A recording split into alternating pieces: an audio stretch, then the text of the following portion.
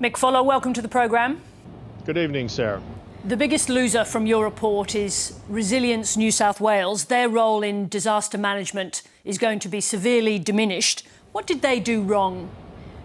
The inquiry itself, Sarah, had held multiple town halls. We had sessions with emergency service personnel, commissioners. We had virtual meetings with mayors across the state.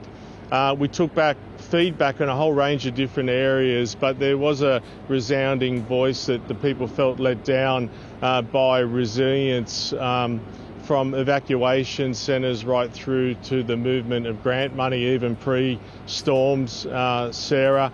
It was our belief that Resilience New South Wales had grown into something that was too big to deliver what the people of New South Wales needed. And whilst they play an extremely important role individually, we felt that splitting up the activities of resilience into other agencies that were best placed, and some of those are new agencies, that the people of New South Wales would be serviced better, not just during and after a disaster, but in planning and preparation. The argument from Resilience New South Wales is that they were facing an unprecedented event. It's the word that everybody uses. Are they being made the scapegoat for the failure of multiple agencies and the government? Look, I hope it's not remembered that way. It's certainly not written that way from the inquiry's perspective. We did not take a personal approach to any individual in terms of our recommendations and our findings. Resilience is only a small part of it, so to suggest that they were a scapegoat, there are 28 recommendations that cover a number of different agencies, but yes, probably in terms of impact, resilience in theory will be broken up into smaller pieces, and there will be a smaller recovery in New South Wales that will be much more agile and will really focus on the first 100 days after a disaster. So we certainly didn't see them as scapegoats, and we hope that the community don't remember the individuals that were out there trying to help them as scapegoats. You're recommending a new agency, putting a Deputy Police Commissioner in charge of an emergency state operation. Is that because as a former Police Commissioner you only really trust police? No, not at all. The CECON has always been a senior police officer. It's in legislation now. But the problem is, Sarah, it's a part-time role. And I think one of the great mistakes New South Wales has made is having so many part-time roles dealing with emergency management. And it's not just a CECON position. We are seeking more permanent roles looking at emergency management full time. So it's important that you note there's no additional powers for police. Last year we did trial a 5th Deputy Commissioner in the CECON role. And in the legislation, it has always been a senior police officer, Sarah. Do me a favour, just explain what that abbreviation CECON means. It's State Emergency Operations Controller. It's a position that has always been done by a senior police officer who has a day job, but we've seen during these big disasters, you can't juggle two jobs. It's just not fair to the community. The Tinny Army, as it was called, was neighbours helping neighbours. Is the scale of these events now so big that no agency is big enough for the task? We're going to have to rely on people helping themselves.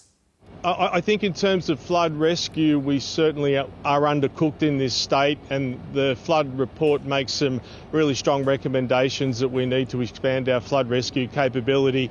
I think in Australia, not just New South Wales, is that we've relied heavily on volunteers and neighbours when governments are stretched or when governments fail. And at the end of the day, one of the key recommendations that the Premier was keen on was about empowering community members to better support each other. And we're recommending that there's grant funding, particularly for high-risk catchments. We met lots and lots of people, Professor Mary O'Kane and I, who want to do more in their local communities, who want to be empowered. And we've seen lots of examples where people went out in very dangerous situations on surfboards and kayaks and in boats and rescued hundreds of people and literally saved hundreds of lives. And yes, your earlier statements were right. These floods, these storm events were like something that we haven't seen before in our time, that's for sure. And we can't underestimate that. But at the end of the day, people shouldn't lose their lives in their homes from flood events. Let me just ask you about relocating people from flood-prone areas. local mayors don't want those relocations to be compulsory. But if people don't move, aren't we going to see the same thing over and over again? And particularly with this summer coming with a possibility of another La Niña event? I think we need to give people at least the option to move. I think towns like Lismore, where there have just been multiple flood events, I think there are people who want some certainty, who want to be moved, and the Premier has been strong about funding those removals. But you're right, there are people who won't move, and it's not just Lismore. There are towns like Wagga North where there are people who are generational from those towns and they don't want to move. And so and at the end of the day, then forgive me for interrupting, but is anybody arguing to you that those relocations should become compulsory? No, they're not. But the more people that we can move, that we can either provide new land and government funding for them to move to much safer locations to save lives, I think it's a real positive. The other thing, Sarah, there are still hundreds, potentially over thousands of people who are still either surfing on couches or living in temporary accommodation that they can't go back to their homes. So there's a real need for a financial solution. And the other recommendation is that we've just got to stop building new housing estates in flood-prone areas because we're really setting people up for failure. Thank you very much indeed, Mick Fuller, for joining us this evening. It was a pleasure. Thanks so much for your time.